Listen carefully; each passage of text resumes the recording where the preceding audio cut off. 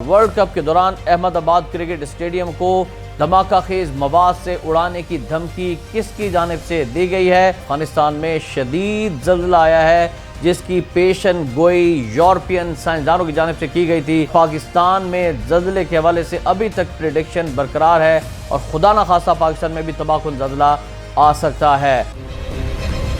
बिस्मिल्लाहिर्रहमानिर्रहीम, अस्सलाम वालेकुम नाज़रीन, आप देख रहे हैं खबर पॉइंट और मैं हूं एहतशाम रहमान। नाज़रीन, अफगानिस्तान में शदीद ज़ल्ज़ला आया है जिसकी पेशन गोई यूरोपियन साइंसदानों की जानिब से की गई थी और पाकिस्तान में ज़ल्ज़ले के हवाले से अभी तक प्रेडिक्शन बरकरार है और खुदा न खास्ता पाकिस्तान में भी तबाहकुन ज़ल्ज़ला आ सकता है। उधर वर्ल्ड कप जारी है और वर्ल्ड कप के दौरान अहमदाबाद क्रिकेट स्टेडियम को धमाका खेज मवाद से उड़ाने की धमकी किसकी जानिब से दी गई है। अफगानों की वतन वापसी पर पाकिस्तान मुखालिफ प्रोपेगेंडा क्यों किया जा रहा है, कौन धमकियां दे जा रहा है और टीटीपी में टीटीए के भर्ती का सिलसिला जो है वो शुरू हो गया है। इस पर अक़वाम मुत्तहिदा का अहम बयान सामने आया है। आज के व्लॉग में सबसे पहले तो आपको खबर देंगे अफगानिस्तान से।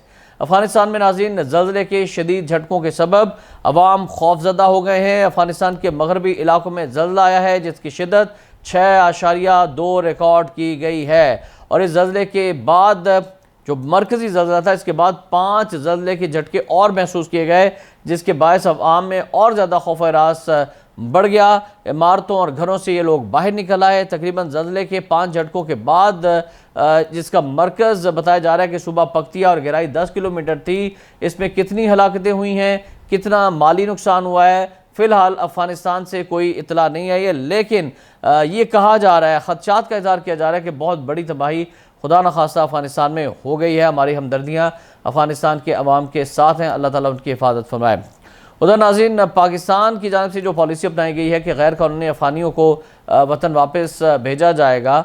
मुहाजिरिन को पाकिस्तान से जाने की डेडलाइन है 31 अक्टूबर। जैसे जैसे ये करीब आती जा रही है, अफ़गानिस्तान का मीडिया और नाम नहाद पश्तून तहरीक PTM, बैरून मुल्क रॉ के एजेंट और आदिल राजा साहब जैसे यूट्यूबर यकजुबान होकर पाकिस्तान और मुसल्लह अफवाज के खिलाफ मुसलसल प्रोपेगंडे में मसरूफ़ हैं। उधर कुछ नाम नहाद बैन अल-अक़वामी अमूर के माहिरीन भी पाकिस्तान की अफ़गान गैर कानूनी शहरियों को उनके वतन वापस भेजने की मुहिम पर खौफनाक मंजरनामा घड़ने में मसरूफ़ है। पाकिस्तान को धमकियाँ दी जा रही हैं, संगीन नताइज के हवाले से ख़बरदार किया जा रहा है। उधर अक़वाम मुत्तहिदा कमीशन बराए मुहाजिरीन ने जो गैर कानूनी अफ़गान शहरियों को वापस भेजने की पाकिस्तान की मनसूबाबंदी है, इसमें पाकिस्तान की भरपूर हिमायत का ऐलान किया है और अफ़गान तालिबान जिनको पाकिस्तान से उनके बाशिंदों को वापस भेजने के मनसूबे पर शिकायत हैं, वो अपने लोगों को पाकिस्तान दुश्मन कलअदम TTP की सपोर्ट से रोकने में मुकम्मल नाकाम हो चुके हैं। बल्कि कलअदम तहरीक तालिबान पाकिस्तान की तंजीम 9 में अफ़गानिस्तान की तालिबान सरकार अहम और मरकज़ी किरदार अदा कर रही है। जैसा कि आप जानते हैं कि 17 अगस्त 2021 को कलअदम TTP ने अफ़गान तालिबान के काबुल पर कब्जे को अजीम फतह से ताबीर किया था और TTP के सरगना नूर वली महसूद ने कहा था कि अब TTP तालिबान हुकूमत के इस्तेहकाम को यकीनी बनाने के लिए काम करेगी और नूर वली महसूद ने तालिबान के अमीर हैबतुल्लाह अख़ुंज़ादा से वफादारी के अहद की तजदीद और तालिबान की गैर मशरूत हिमायत जारी रखने का भी ऐलान किया था। उधर काबुल में तालिबान के कंट्रोल से TTP को सबसे बड़ा फ़ायदा ये हुआ था कि उसके जेल में कैद सैकड़ों दहशत गर्दों को रिहाई मिल गई थी, जिससे उसकी ताकत में इजाफा हुआ और रिहाई पाने वालों में बानी नायब सरगना मौलवी फ़कीर मोहम्मद बाजौड़ी, साबिक तर्जुमान मुफ्ती खालिद बल्ती जैसे सीनियर सरगना भी शामिल थे। अफ़गान तालिबान की क़यादत बज़ाहिर अपने जंगजों की पाकिस्तानी रियासत के खिलाफ जंग में शामिल होने की हौसला शिकनी तो करती है, लेकिन अफ़गान तालिबान के कुछ ग्रुप नज़रियाती नुक्ता नज़र से कलअदम TTP की हिमायत को अपना मजहबी और कौमी फरीज़ा और जिम्मेदारी समझते हैं और उनके पाकिस्तान के कबायली इलाकों में ज़ाती नोयत के ताल्लुकात उस्तवार हो चुके हैं। नतीजतन कलअदम TTP के दहशत गर्दों को पाकिस्तान से मुत्तसिल अफ़गान सरजमीन में मुकम्मल हिफाजत के साथ तंजीम के सुनहरी मौक़े हासिल हो चुके हैं और ये लोग वहाँ से तरबियत हासिल करके पाकिस्तान में आकर खुद कुछ धमाके करते हैं और गुज़श्ता 24 धमाकों में से जो खुदकुश हमलावर थे उनमें से 14 का ताल्लुक अफ़गान सरजमीन से था।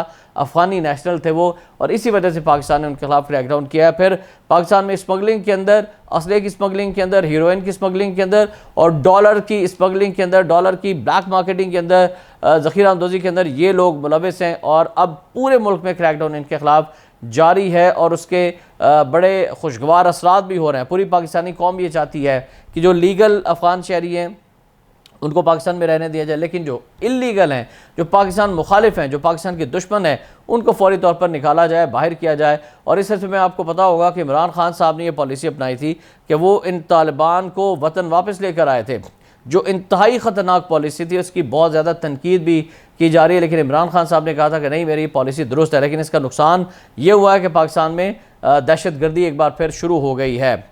नाज़रीन, अब भारत के वाले से बात हो जाए। नरेंद्र मोदी क्रिकेट स्टेडियम को बम से उड़ाने की धमकियां मिलने लगी हैं और भारतीय मीडिया के मुताबिक मुंबई पुलिस को नरेंद्र मोदी क्रिकेट स्टेडियम को बम से उड़ाने की धमकी की ईमेल मौसूल हुई। और दूसरी जानब मुंबई पुलिस का यह बताना कि धमकी मिलने के पेश नज़र अहमदाबाद की सिक्योरिटी मजीद बढ़ा दी गई है और धमकी अमेज ईमेल का जायजा लिया जा रहा है। भारतीय मीडिया ही ये बता रहा है कि पुलिस ने हमलों की धमकियों का इल्ज़ाम खालिस्तान तहरीक के रहनुमा गुरपुतवंत सिंह पन्नू पर लगा दिया है।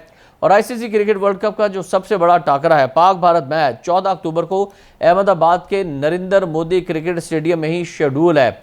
और आपने अंदाज़ा लगाया होगा कि अहमदाबाद में जितने भी मैचेस हो रहे हैं, चाहे पाकिस्तान का मैच हो या पहला मैच हो, उसमें शायकीन की तादाद ना होने के बराबर थी और उसमें बिल्कुल भी लोग नहीं आए। हालांकि ये कहा जाता रहा जय शाह की जानिब से कि भाई हम आपको जूस भी देंगे, हम आपको खाना भी देंगे, आपको टिकट भी फ्री देंगे, लेकिन आओ मैच देखने के लिए। लेकिन ऐसा लगता है कि ये नाकाम वर्ल्ड कप हो रहा है और इसमें शायकीन की दिलचस्पी जो है वो बिल्कुल नहीं है। ग्राउंड में आने से वो घबरा रहे हैं इन धमकियों के बाद से, बल्कि घर पे बैठकर सोशल मीडिया पर या टेलीविजन स्क्रीन पर वो मैच देखने को तरजीह दे रहे हैं और सबको अपनी जानों के लाले पड़े हुए हैं। दूसरी जानिब मोदी जो है वो एक ऐसा शातिर दरिंदा है, कसाई है कि वो किसी किस्म का भी फॉल्स फ्लैग ऑपरेशन करवा सकता है। उसकी वजह यह है कि हरदीप सिंह निज्जर को जब कनाडा में कत्ल किया रॉ ने और मोदी के कहने पर यह कत्ल किया गया, अमेरिका ने इसके सबूत कनाडा को दिए और कनाडा के वज़ीर-ए-आज़म ट्रूडो ने पार्लियामेंट में खड़े होकर नरेंद्र मोदी को ब्लेम किया। उसके बाद सफ़ीरों को निकाल दिया गया, भारत ने उनके सफ़ीर निकाल दिए। तो ये मामला जो है नरेंद्र मोदी के ऊपर बहुत बड़ा चार्जशीट बन चुका है और इंटरनेशनल आलमी अदालत इंसाफ में मोदी को खड़ा किया जा सकता है, जो आइंदा आने वाले इंतखाब में मोदी के लिए बहुत ज़्यादा नुकसानदेह हो सकता है। और सिर्फ खालिस्तान की तहरीक को बहुत तेज़ी के साथ आगे लेकर चल रहे हैं। मोदी ये चाहता है कि किसी तरह इस वर्ल्ड कप के दौरान, जबकि पूरी दुनिया की नज़रें इस पर है, मीडिया की नज़रें इस पर हैं, इसमें कोई इस तरह का फॉल्स फ्लैग ऑपरेशन करवाया जाए, कोई हमला करवाया जाए, बिलखुसूस पाकिस्तान क्रिकेट टीम को टारगेट करके कि इसका मलबा जो है वो एक तीर से दो निशाने लगाने की कोशिश खुदा न खास्ता कर सकता है। एक तरफ सिखों को और दूसरी तरफ पाकिस्तान क्रिकेट टीम को भी मोर्द इल्ज़ाम ठहरा सकता है, पाकिस्तान की ISI को मोर्द इल्ज़ाम ठहरा सकता है पाकिस्तान टीम को निशाना बनाने के बाद। तो ये उसका फॉल्स फ्लैग मंसूबा है जिससे बड़ा चौकन्ना रहने की ज़रूरत है। एहतशाम रहमान को आज के व्लॉग से इजाज़त दीजिएगा। अल्लाह हाफ़िज़।